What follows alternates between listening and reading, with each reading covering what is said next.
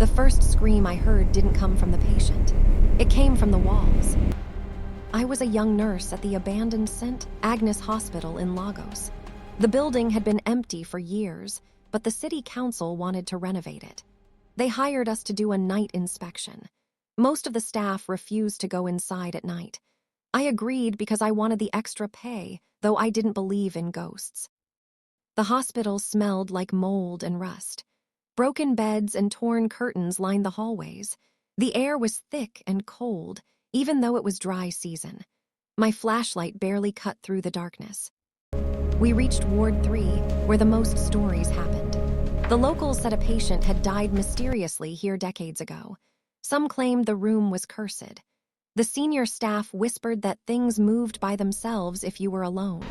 I laughed it off. Then I saw her, a woman old and ragged sitting on a bed in the corner.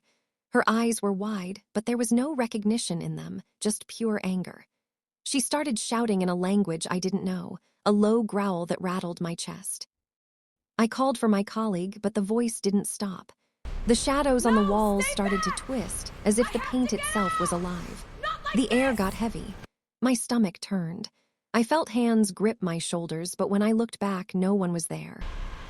Suddenly, the lights in the hallway flickered on. A man appeared, old, wearing a white robe, carrying a bottle of holy water and a small drum. He started chanting and splashing water around the room. The woman on the bed screamed louder, thrashing violently, but nobody else in the ward was moving. I wanted to run, but I was frozen. The chanting went on, louder and louder. The woman's voice changed, sometimes mine, sometimes my friend. She spoke our names. Every scream was echoing inside my head. After what felt like hours, she collapsed. The old man left quickly, muttering to himself, saying the spirit was weak but not gone. The air lifted slightly, and the room felt empty. But the shadows still lingered, creeping along the walls even as we left. When we reported it, the hospital managers said nothing happened. They told me it was stress, hallucination, imagination. But I knew what I saw. I can still hear her voice at night, whispering my name, telling me I wasn't done. I don't go near old hospitals anymore.